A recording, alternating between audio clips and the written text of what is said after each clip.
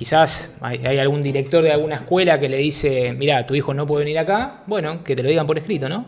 Hay una convención sobre los derechos de las personas con discapacidad y sobre todo del niño, y esos derechos tienen que ser respetados. La escuela y el sistema educativo se adapte a qué? Y a esta persona con discapacidad, no al revés. Todo esto sucede en el marco de un contexto en el que uno emocionalmente está quebrado, ¿no? O angustiado o por lo menos débil. El recorte no lo hace el Estado, muchas veces lo hace la obra social. Muchas veces los padres eso no lo saben, cuando van a presentar todo en las obras sociales o prepagas, se lo rebotan. ¿Por qué? Porque está mal el certificado. Cuando vos iniciás un amparo, es lo primero que ve el juez. Che, ¿cuál es la orden médica acá? Yo digo que tener el CUD hoy en día es como un escudo. Entonces el día de mañana, si vos lo tenés que usar, levantás el escudo y che, tengo el CUD, mi hijo tiene el CUD. Y que muchos padres se preguntan qué va a pasar cuando yo no esté. Voy a hacer un amparo y salen fortuna. Directamente hay defensorías públicas que a vos te reciben y te inician el amparo, ¿entendés? Totalmente. Y cuando vos la encontrás y decís, mi hijo está contento acá, ahí vas a decir, totalmente, valió la pena el esfuerzo. ¿Se están vulnerando los derechos de las personas con discapacidad en esta gestión, en el gobierno de Milei? ¿Puede el colegio decirme que mi hijo no puede entrar porque se porta mal o que no puede ingresar al colegio si no tiene su acompañante? ¿Me pueden negar un lugar en una escuela que tienen muchas personas con discapacidad? Derechos de las personas con discapacidad, de eso vamos a hablar hoy en Chat de Mamis. Estamos con un especialista, él es Nicolás Pantarotto, él es abogado, él trabaja, es agente de una fiscalía, de la Defensoría Pública de Curaduría. 3 veces me equivoqué antes de decírselos en cámara, pero ahora me equivoco en cámara porque soy muy honesta. Eso abarca derechos de las personas con discapacidad de la vida adulta. De eso vamos a hablar en un ratito nada más. Así que si estás interesado, escucha toda la nota, suscríbete a Border Periodismo, suscríbete a Chat de Mamis y dale like. Nicolás Pantarotto, gracias por venir a Chat de Mamis. Muchas gracias por la presentación. Defensoría, así es. Me olvidé otra cosa. Decime. Él es @discaderecho. Para mí no sos Nicolás, sos @discaderecho. Es una cuenta de Instagram que realmente todos los días hay que mirar porque te tira la posta de eso que estás dudando en el momento en que lo estás dudando. Es abogado, tiene un montón de información sobre esto. Y contame un poco, en esta época del año empiezan las clases y me imagino que tendrás muchísimas consultas vinculadas a los temas que planteé al inicio, ¿no? Sobre la educación inclusiva. Así es, sí, bueno, recién arranca el año, marzo, pero tenemos que también ver el calendario, ¿no? Como vos decís, muchas consultas relativas a la mamá, al papá. Mi hijo no me lo dejan entrar a la escuela porque tiene acompañante, porque tiene maestra. Pero como yo siempre digo, hay una ley, ¿no? Hay una convención sobre los derechos de las personas con discapacidad y sobre todo del niño, y esos derechos tienen que ser respetados. Por eso en todo momento quizás hay algún director de alguna escuela que le dice, mira, tu hijo no puede venir acá, bueno, que te lo digan por escrito, ¿no? Que realmente se la juegue el director y lo ponga por escrito y ahí empieza aquella batalla. Imposible casi, hasta conseguir un WhatsApp, menos un mail, por escrito, que los colegios pongan este tipo de cosas. En general ocurren llamadas telefónicas. ¿Qué le recomendarías a una madre que te escribe a tu cuenta de Instagram, por ejemplo, y te dice, mira, me llamó la maestra, me dijo que mi hijo no puede, que es para otra escuela, por ejemplo, ¿no? Que tiene que ir a una escuela que le corresponda? Me quedé llorando porque todo esto sucede en el marco de un contexto en el que uno emocionalmente está quebrado, ¿no? O angustiado o por lo menos débil. Exacto, es así, pero yo creo que principalmente, más allá de la opinión de los padres, y a veces hay que preguntarle al hijo, ¿no? Che, ¿querés estar en este colegio? ¿No querés estar en el colegio? Hoy realmente lo que prevalece creo que es la voluntad, ¿no? La voz, la palabra. Ten en cuenta que uno cuando habla de derechos, y más que yo soy el palo de la abogacía, estamos hablando de la Convención sobre los Derechos de las Personas con Discapacidad, que es un instrumento internacional, ¿sí?, que está ratificado por muchos países. Es medio aburrido el tema, pero está bueno porque estamos hablando de unas batallas. Y esta batalla que vos tenés con tu hijo, que tienen distintas familias, mamás, papás, ya la tuvieron. O sea, hace 60 años atrás también pasó esto lo mismo, pasó que el Estado no le brindaba, que había un colegio, que había un director, una maestra que no quería saber nada. ¿Y qué hizo? Papá, mamá reclamó, ¿no? Abrió una puerta y empezó a luchar por los derechos y garantías de estas personas. Y así es como se le da un origen a esta convención. Por eso hoy en día es muy ¿Así importante. nació la Convención de Derechos de las Personas con Discapacidad? Exacto. Sí, ¿Dónde? Por luchas, por batallas. ¿Dónde? En Estados Unidos. Bien. Justamente en Estados Unidos, la mamá de un chico con discapacidad en silla de ruedas el hijo no podía ingresar a la institución educativa. ¿Por qué? Porque no tenía rampa, porque no tenía una puerta accesible. Ahí empezó todo. Esto fue un boom, ¿no? Porque fue el primer caso contra el Estado, contra el colegio, contra el gobierno, y se fue replicando en todos lados. Francia, Italia, España. La Convención de Derechos de las Personas con Discapacidad, vos decías que tiene fuerza de ley en muchos países. Argentina es uno de ellos. Es decir, que el Congreso se puso de acuerdo para decir, nosotros adoptamos esta convención con fuerza de ley en nuestro país. Así es. Y en esa convención, ¿qué es lo que se dice específicamente sobre la educación inclusiva?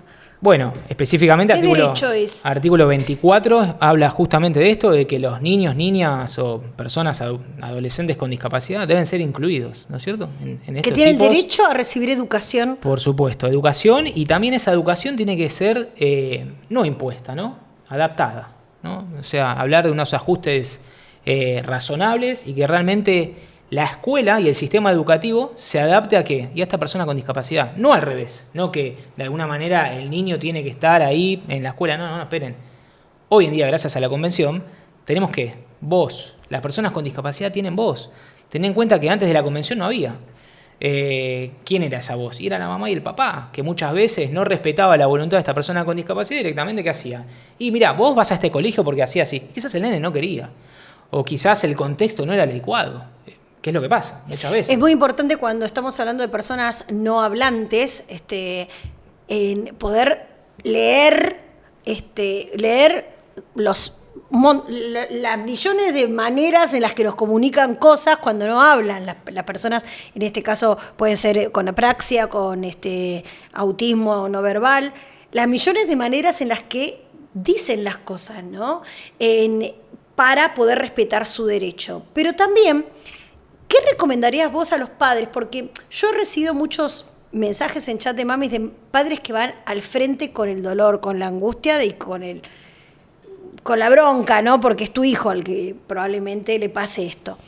¿Cuál te parece que es el mejor abordaje para hacer valer los derechos? Porque finalmente vas a tener que ponerte de acuerdo con el colegio, aunque haya una ley y deben respetarla, ¿no? Creo que sí. Recomiendo en esa primera conversación, primero, ir con la convención y decirle fuertemente a este colegio que hay un derecho, que no puede ser vulnerable. Y encima leer el derecho. Es decir, decirles, sí, está es algo tan básico. ¿Sabes por qué? Porque esa escuela depende del Ministerio de Educación. Y ese Ministerio de Educación, ¿quién está atrás? El Estado. El Estado se ratificó y el Estado hizo una ley, como vos lo contaste, que se obligó ¿a qué? A que el Estado y a todos los ciudadanos, los entes, las organizaciones, respeten esa convención. Si no, de nada sirve. Las luchas y batallas que pasaron en su pasado, de nada sirve ahora. Ahora, también está la Ley de Educación Inclusiva, donde se establece específicamente que el colegio tiene que poner a disposición del alumno con alguna discapacidad dispositivos de adaptación. Y esto vale para este tipo de conversaciones en las que tu hijo no es para este colegio o este colegio no es para tu hijo, y las derivaciones que son absolutamente irregulares. Vos me dirás legalmente si esto es así. Las derivaciones del colegio común, corriente, al colegio especial, que a veces se dan desde la propia dirección del colegio, ¿no? Estamos en 2024, creo que la mirada principalmente de nosotros que estamos hablando de esto tiene que cambiar. Hay que cambiar la mirada de la discapacidad primero. Por eso de los docentes es muy importante. A ver, mamá, papá, docentes. Cuando vos me hablas de educación especial, bueno, pero para llegar a la educación especial hay que primero pasar por la educación, digamos, normal, ¿no es cierto? La de base, la inicial. Ahí es cuando la docente detecta, 3, 4 años, 5, jardín, lo que sea, en el momento de que tiene algún tipo de discapacidad esa persona. Más allá de la etiqueta, más allá del certificado de discapacidad. Bueno, obviamente que como buen profesional y también profesional de la salud, quizás recomienda hacer una derivación, una consulta a algún médico, a un psiquiatra, lo que sea. Bueno, todo eso se tiene que manejar de manera interdisciplinaria. ¿Puede? O sea, ¿de quién es la función de derivar un chico de una escuela común a una escuela especial? Porque a mí me han llamado padres con chicos que escribían y leían, me mandaban videos, ¿viste? Y el colegio les decía, tenés que mandar un especial, pero porque tenía una conducta que tal vez molestaba, porque necesitaba ver con un acompañante. Entonces, en realidad, ¿quién es al que le compete la tarea de decidir a qué tipo de escuela va? Qué pregunta difícil. Pero bueno, creo que tiene que ver con varios actores, ¿no? Y siempre interdisciplina, ¿no? Es una palabrita nueva que no se usa, pero se debería usar más. En estos momentos, cuando alguien recomienda o te dice o te manifiesta, che, tu hijo no está para esta escuela y está para otra escuela, bueno, ver cuál es la fundamentación, ¿no es cierto? Ver el porqué. Y ese porqué, está bien, te lo puede decir un director, una directora, pero hay que indagar un poquito más y ver con otros profesionales. Quizás esa derivación que te hacen es correcta y quizás no. Por eso me parece muy importante también el tema del chico. O sea, che, preguntarle realmente. Sí, pero hay chicos que no hablan. Entiendo. Y hay chicos que sí se expresan, pero no todos los padres saben leer y es muy complicado poder decidir algo que no te lo dijeron nunca, ¿viste? Cuando mi nene habla, pero digo, hay niños que yo conozco, amiguitos que no dicen o que tienen un permanente, ¿viste? Saltito, es como muy complicado leerlos. Se puede.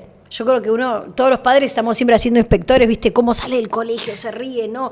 A esta maestra la ve aparecer, le gusta, ¿no? ¿Viste? Pero es complicado. Es como, lo primero es poner en el centro a la persona. Por supuesto, sí, ¿no? Para mí fundamental. Y después, si te dicen algo, en lugar de angustiarte, emperrarte, decir no, sí, hablar con otro, y con otro, y con otro, sí. Y también la mirada personal de los padres, ¿no? Sí. Es muy importante lo que vos contás de la experiencia. Che, a mí me pasó esto. Bueno, y otros papás también, ¿entendés? Que están en la misma situación o no. Y dices, ya, mirá, vamos por esto, probemos por esto. Porque ¿sabes qué? Todos, la gran mayoría, le tienen miedo a la escuela especial. Y no es así, no es un mito, ¿entendés? No es algo malo, al contrario. Son profesionales que están especializados con esta temática. Muy fuerte. Sí, lo que pasa es que ¿Vos también... entras a un aula? ¿Entraste alguna vez a un aula de una escuela especial? ¿Sabes que hay pictogramas? El chico, vos me decís, che, no puedo hablar, pero se puede comunicar con un pictograma. Y ya las señas de ahí ya saben pictograma. Y vos decís, che, esto no lo veo en la escuela normal, en la escuela de base. Y no, obvio que no lo vas a tener. No, yo creo que básicamente ahí los profesionales a cargo deben solicitar hay diferentes evaluaciones, ¿no? Sí. Tal vez los padres no estamos tan enterados de qué tipo de evaluaciones le podemos hacer al nene, ¿viste? Solo se hace helado, se la dir, qué grado de autismo. Yo nunca le hice, por ejemplo, qué grado de autismo tiene mi hijo, no tengo la menor idea, pero le hago la psiconeurocognitiva, ¿viste? Entonces eso me da como un pantallazo de si él comprende, tiene lenguaje expresivo y receptivo al nivel de su edad o está muy desfasado o no.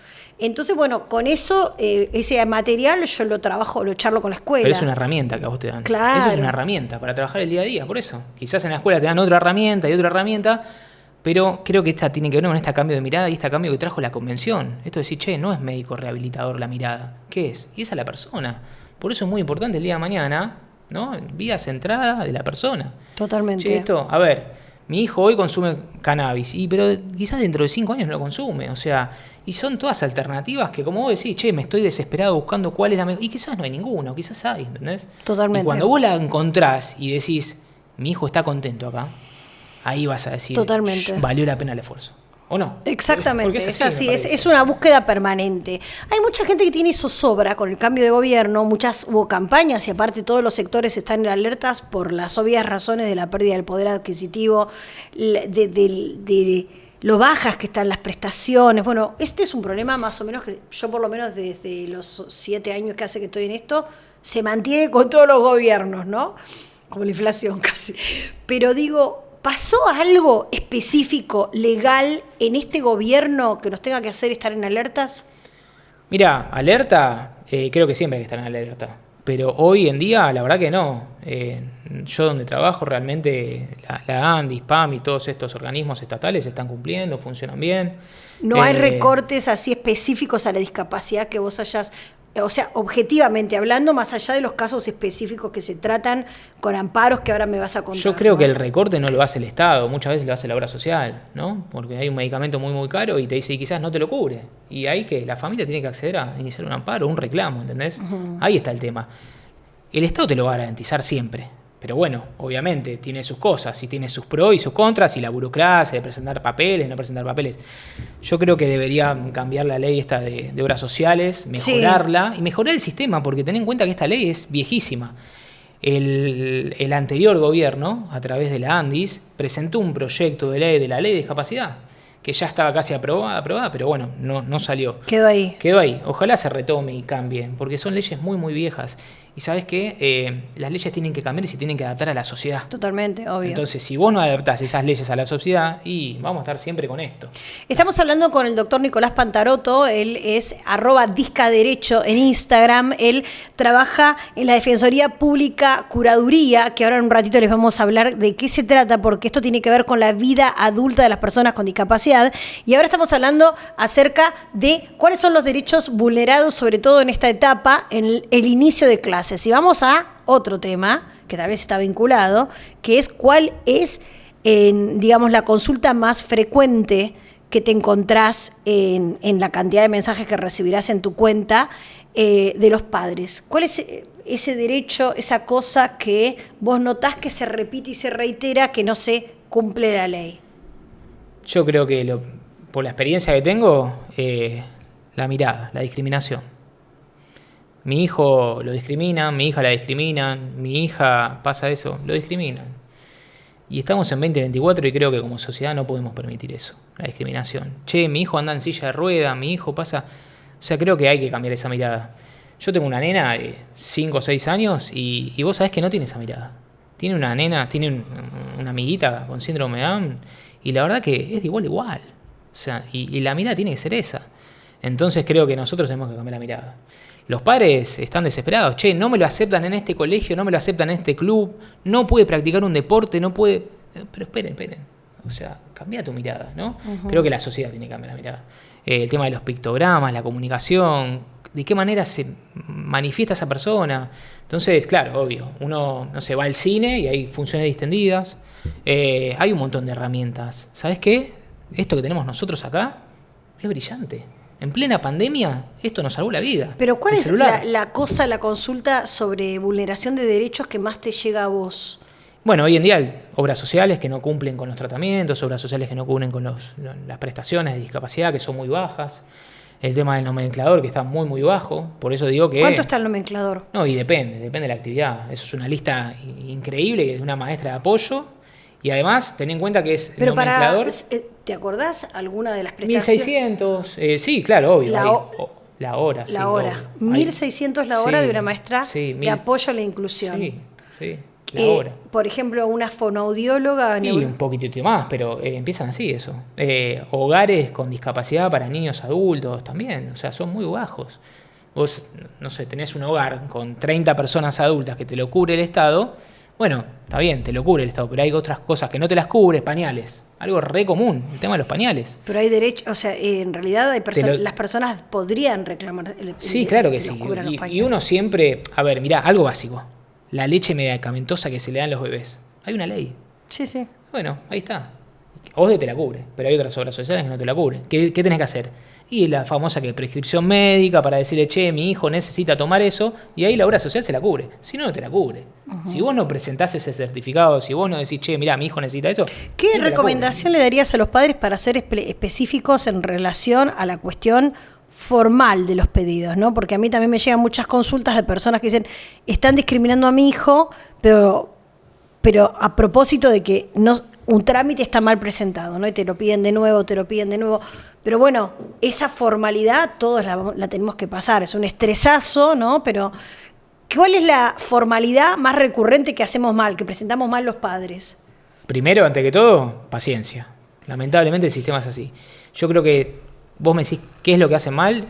No, ¿qué es lo que más nos cuelan? Por ejemplo, ¿cuál es la falla más común que cometemos los padres a la hora de presentar los papeles ante las prepagas y obras sociales?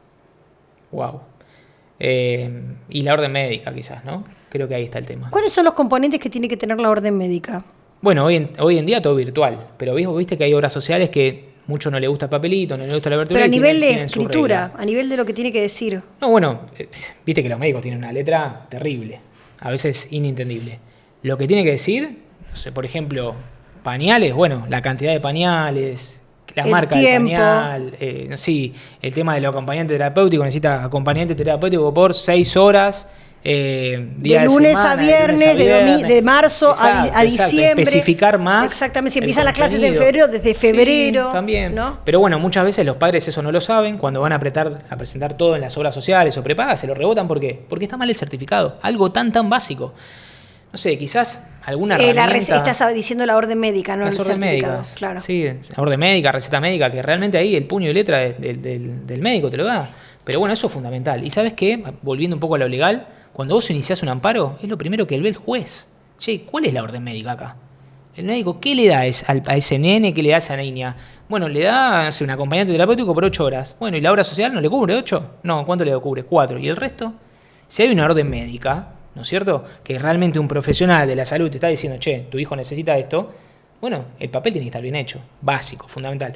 Pasa muchas veces que no, que a veces le falta el sello, le falta la firma y te lo rebotan por eso. Totalmente. O sea que los padres, más allá de que ya sé que es todo un estresazo, ¿no? Este tema de los trámites, tenemos que ser muy cuidadosos en cuando pedimos las órdenes, en chequear, como es que no vamos hasta la Loma del Quinoto a buscar la orden, ahora nos la mandan la electrónica, pero también hay que llenar una serie de datos para que el médico tenga esos datos registrados electrónicamente. Bueno, digo, todo eso tiene que estar. Antes de iniciar cualquier cosa tenés que estar seguro que vos lo presentaste todo perfecto. Es el ABC, me parece. ABC. ¿No? Y me parece, sí, porque de esa manera te evitás los dolores de cabeza. Y quizás, ¿sabes qué? Si vos presentás bien los papeles, no vas a tener ningún inconveniente y la obra social te lo va a otorgar. O sea, yo conozco un montón de casos que, a ver, che, presenté bien los papeles. Buenísimo, bueno, perfecto. Quizás también, ¿sabes qué?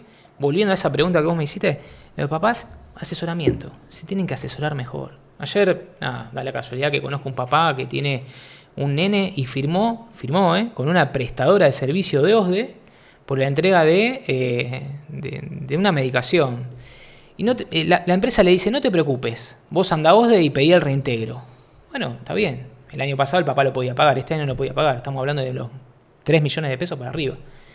Me dice, pero Nico, yo firmé un papel el año pasado con esta prestadora de servicio de OSDE. ¿Y qué hago ahora?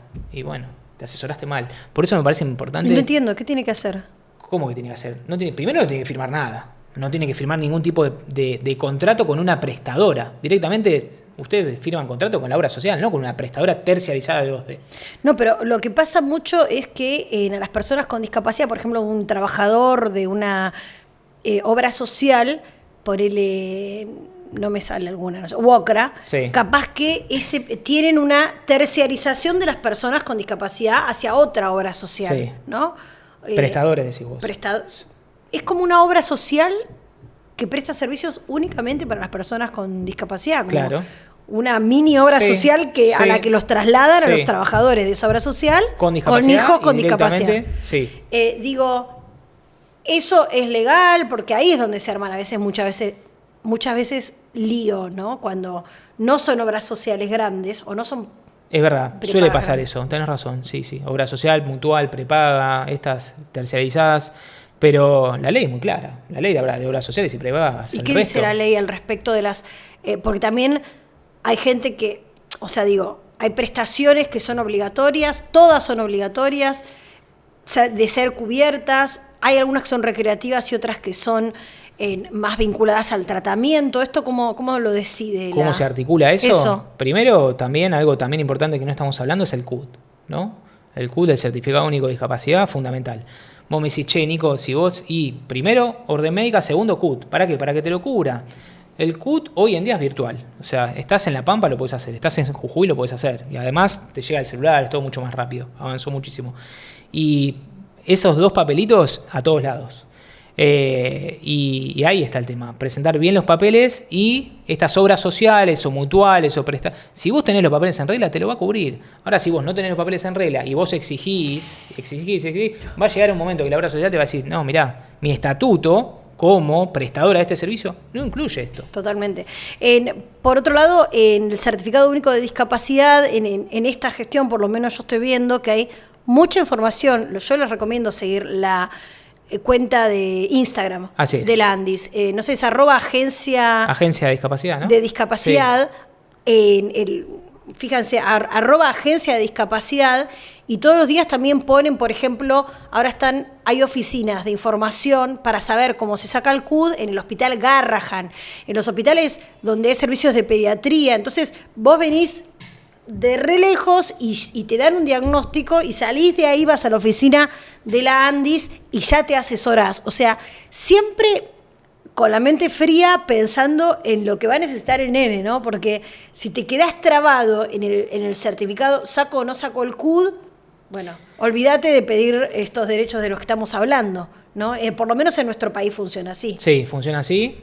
Algunos no están de acuerdo, otros que no, pero realmente hoy en día, y es lo que te salva. Yo digo que tener el CUD hoy en día es como un escudo. Entonces el día de mañana, si vos lo tenés que usar, levantás el CUD y che, tengo el CUD, mi hijo tiene igual el CUD. solamente tener el CUD si lo vas a usar. Yo cuando lo fui a sacar tenía la ilusión que decía, pero estos médicos, ¿qué me están haciendo? Como un favor, pensaba, ¿viste? Pero es una etapa en la que uno está de negación, ¿no? Porque cree que va a pasar rápido, ¿no? Y esto es para toda la vida. Sí. O sea, el CUD lo vas a renovar y algunas personas salen del espectro o se recuperan si son discapacidades motrices, tal vez, ¿no? No sé, pero quiero saber, hablando ya un poco, metiéndonos en tu trabajo formal, ¿de qué se ocupa la Defensoría Pública?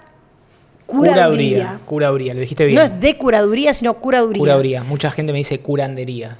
No. Llama por teléfono, che, curandería. No, espere, curaduría. Curaduría, hay 20 en la ciudad de Buenos Aires. Hay 20 sí, ciudad de Buenos Aires hay 20. Igual en cada jurisdicción, por ejemplo, ahora estamos en San Isidro, no sé, te vas a de la costa, también hay, sí. ¿A qué nos dedicamos? Defendemos, asistimos y representamos a personas con discapacidad que tienen o tengan un proceso de restricción a la capacidad o curatela. La vieja curatela, ¿te acuerdas? Pero eso, digamos, son personas en general que no tienen más los padres, que han fallecido tal vez. Sí, o quizás tienen mamá y papá y no se quieren hacer cargo, o tienen un hermano que vive en el exterior o en otra provincia y no tienen una persona que se pueda hacer cargo de él. Esa persona que vos dijiste es apoyo. Hoy en día la convención habla de apoyo. Entonces, este apoyo, que puede ser un familiar, un amigo, un papá, un tío, bueno, se le designa un sistema de apoyo. ¿Para qué? Porque, a ver, la persona con discapacidad hay algunas cosas que no puede hacer. Por ejemplo, firmar un contrato, ¿no?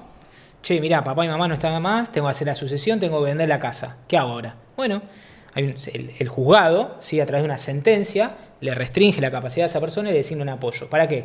Para ayudarlo el día de mañana para eso. Para ese acto jurídico es... ¿Cómo decide la justicia quién va a ser el curador? ¿Curador? Existe de la palabra persona. Curador, existe. Viste que hay mucho, curador. Bueno, existe la palabra curador, el Código Civil habilita a apoyo curador. Curador es para algunas personas que realmente están en estado vegetativo, por ejemplo. Ahí las habilita curador. La figura de curador le suplanta la voluntad. Entonces, no sé, a ver, hay muchos casos, por ejemplo, que esta persona se tiene que hacer una transfusión de sangre. Bueno, el curador le suple la voluntad. Todo esto legalmente, por supuesto. Pero ¿y si no son casos tan extremos? Apoyo. Siempre tiene que tener la... Recordemos que hay un proyecto de ley que todavía no fue aprobado y que es muy importante, que es el apoyo a la vida independiente, que son personas de apoyo que deberían asistir a personas adultas con discapacidad que quieran tener una vida independiente, que todavía no salió esa ley. Pero sí está este derecho y estas fiscalías y esta figura. Sí. ¿Cómo decide el juez quién podría ser esa persona de apoyo en el caso de que yo no esté? Bueno, se hace primero un informe social para ver cómo vive la persona, con quién vive, si tiene obra social, si no tiene obra social, si hay alguna red, ¿viste? Porque, por ejemplo, mirá, papá, mi mamá no está, pero tengo un vecino que le paga las expensas o que lo colabore. Bueno, primero, indagar, ¿no? Ver quién está alrededor de esa persona. Y en el caso de que no haya nada, bueno, el Estado le designa un defensor público curador. Esta figura tiene rango de juez y es, digamos, la que va a intervenir durante el proceso judicial y a lo largo de toda la vida, vos lo dijiste. O sea, estos procesos terminan y culminan con la muerte de la persona. O la rehabilitación quizás, ¿no? Pero bueno, son muy pocos las veces de rehabilitación. Claro. Y entonces, esto lo decide el juez, primero se hace un informe social y después si hay entre su entorno alguna persona, y si no, ¿de dónde sale? De la ley, hay una ley, Ministerio Público. No, pero si no hay una persona del entorno que pueda cumplir las funciones. Sí, el Estado le designa un abogado defensor. Ah, perfecto. Que seríamos nosotros, Defensoría Pública Curaduría. Un Estado defensor que se va a encargar de ¿qué? De ver si la persona tiene que estar en una institución, quizás no, y quizás se puede quedar en su casa. Entonces, la Defensoría, ¿qué hace? Paga las expensas, paga la vele, se le tramita la sucesión a los padres en el caso de corresponder, las pensiones derivadas, no contributivas. Digamos, trata de administrar también el poco o mucho patrimonio que haga. Ten en cuenta que son defensorías públicas curadurías con gente muy vulnerable que no tiene casi nada. Tiene PAM, incluir salud, una pensión no contributiva de 70, 80 mil pesos. Pero hay abogados especialistas también que se dedican a personas que tienen muchos recursos. No sé, muchos recursos, estamos hablando de varias propiedades, campos. Bueno, hay abogados especialistas en estos temas. Bien. Que se dedican Pero a lo esto. decide el juez, ¿quién es el que se... no sé, el padre puede decidirlo en un testamento y dejarlo por escrito, por ejemplo, para el día de mañana. Puede, de hecho se hace, la colectividad judía lo hace constantemente, es algo de tradición que viene, y sirve, obvio, por supuesto, porque el día de mañana cuando estén mamá y papá, agarran directamente ese testamento y dicen, che, mirá, justo dejaron a esta persona encargada. Es habitual, y mirá, sería lo ideal. ¿Por qué? Porque te evitas este proceso judicial, ¿entendés? ¿Y cómo sería ese trámite que hay que hacer para ese estado ideal? Hacer un testamento en vida donde se decide una persona de confianza, quien se le consulta si se haría cargo del paquete. No, digo, si tomaría la responsabilidad de apoyar a nuestros hijos. Exacto, así sería. Es así, se va a un escribano. Mira, te comento una palabrita, directivas anticipadas, ¿no? ¿Cuál es la directiva anticipada? Y esto, antes de que vos no estés en este plano, se deja ya sentado por escrito a través de una escritura pública, que es, digamos, a quién persona yo puedo derivar, pero sino hacerse responsable de la vida de mi hijo, de mi hija. Vos sabés que tuve un caso muy, muy de cerca, que fue un chico que contrajo ELA en la pandemia, un amigo de la familia de nosotros, y te lo traigo porque es un caso muy bueno y que les va a gustar y se van a ejemplificar con esto y entender. Contrajo ELA, 20 años, y bueno, el ELA vos sabés que el único camino es la muerte. No hay hoy en día ningún tratamiento, ninguna medicación, quizás de manera paulatina, ¿viste? Para poder alargar la vida de la persona. Bueno, este chico indagó un poco sobre esta enfermedad y la mamá y el papá estaban conscientes y le dijo, bueno, mirá, yo sé que en un momento de mi vida mi cabeza se va a desconectar. Se va a desconectar y mi cuerpo va a quedar en una cama. Bueno, llamó a un escribano de confianza, le dijo, mirá, yo necesito hacer esto, porque sé que el día de mañana quizás a mí yo voy a tener que tomar una decisión. Sí, obvio, mayor de edad, lo consultó con la mamá, con el papá, le dijo, perfecto. Y viste que hay muchos tratamientos invasivos, ¿no? Entonces, en esta etapa de la enfermedad, él dejó por escrito, previo a morir y previo a desconectarse de este mundo, directivas anticipadas. Y el médico lo respetó. El médico le respetó esta directiva. En el momento de hacerle una intervención quirúrgica o en el momento de hacerle una sedación completa, él ya dejó asentado estas directivas anticipadas. Antes no pasaba esto. Las directivas anticipadas, ¿qué tipo de cosas u órdenes o directivas puntualmente pueden abarcar? Y esto, algo médico. Esto ya lo entendí, pero ¿qué otra cosa? Y bueno, la figura de una persona de apoyo para la persona con discapacidad, ¿no es cierto? ¿Cómo manejar un patrimonio? Sí. Planificación patrimonial. Sí, sería lo ideal, obvio. Ajá. Pero bueno, ten en cuenta que... No, pero lo puede hacer la persona, lo puede hacer el padre. Sí, pero si no está el papá... No, pero el papá puede decidir cómo administrar un patrimonio X que tenga, cómo quiere que... ¿No? ¿Sí o no? ¿Sos menor de edad? No, te Cuando quiero la persona decir es menor si de la edad... persona lo deja en un testamento para cuando muera. Ah, sí, si lo dejo en Eso, testamento, sí. claro. Pero generalmente, ahí, mirá, menor de edad, papá y mamá es responsable. Pero uno cuando cumple la mayoría de edad, y es responsable de la persona. Claro, ¿Entendés? pero si el papá y la mamá se mueren, Sí. cuando se mueran, es tan bueno que si tienen algo para que administre su hijo, planifiquen qué persona puede ayudar Exacto. a su hijo. Sí, sería lo ideal. Estamos hablando de algo ideal. Sí, sería Pero es algo, buenísimo. ¿se puede elegir hacer eso? ¿Se puede elegir? Sí, por supuesto. ¿El derecho nos asiste? Sí, vas a una escribanía y Por dejas eso. un... Sí, obvio. Sí, lo ideal sería tener algo para que administren, pero digo, lo que sea que tengas, Sí. saber que tenés el derecho de ponerlo por escrito ante un escribano Sí. y hacer una planificación Sí. para cuando no estés. Es ideal. Yo no lo conocía este derecho, Sí. por ejemplo, ¿no? A ver, más allá de un derecho, yo creo que es esto de planificar la vida adulta, ¿no? Decir, bueno, mira, papá y mamá no van a estar, entonces quizás un tío, un hermano. Viste que generalmente a veces, un El hermano es por ley, Sí, pero o sea, es el responsable cuando no están los padres. sí, depende del caso. Cada caso es en particular. Quizás vos ya llamás al hermano y le decís, che, vení, hacete cargo, y no quieren hacerse cargo. Ujú. ¿Por qué? Porque quizás la pasaron mal. Entonces dices, no, mirá, ¿sabes qué? No me interesa. Me dedico a otra cosa, no me interesa. Pasa en la vida real. Claro. No pasa en las películas, No, pero pasa yo en la lo vida que real. digo, más allá de los casos, digamos, que generan tanta angustia, es darles la herramienta o contarle a los padres esta información que por lo menos yo desconocía y que muchos padres se preguntan qué va a pasar cuando yo no esté. Bueno, hay esta herramienta que es, no sé, no me acuerdo cómo me acabas de decir el nombre técnico. Ir a un escribano. ¿Sí? No, pero me directivas planificadas. Directivas anticipadas. De directivas, o sea, vas a un escribano y le pedís que quieres hacer un documento o un testamento con directivas anticipadas sobre determinada cosa que pueda servirle a tu hijo en su vida adulta independiente. Exacto, sí, ¿no? Es buenísimo. Es eso. Es eso, y además quizás el día de mañana no pasás por este proceso judicial que es de por vida, que cada 3 o 4 años te voy a estar llamando a vos, che, ¿cómo va todo bien? Bueno, hagamos un informe social, hagamos un informe interdisciplinario, hagamos una audiencia, porque previo, ¿sí?, a declarar la determinación de la capacidad o la restricción, hay una audiencia. Y el juez conoce a esa persona, conoce el ambiente, che, cómo se mueve, obra social, cuál es tu vida, qué es lo que haces, y ahí dicta resolución o sentencia. Quizás, nada, el día de mañana vas a un escribano, te hace esto y ya está, no pasás por todo esto. Bien. Está bueno, sí.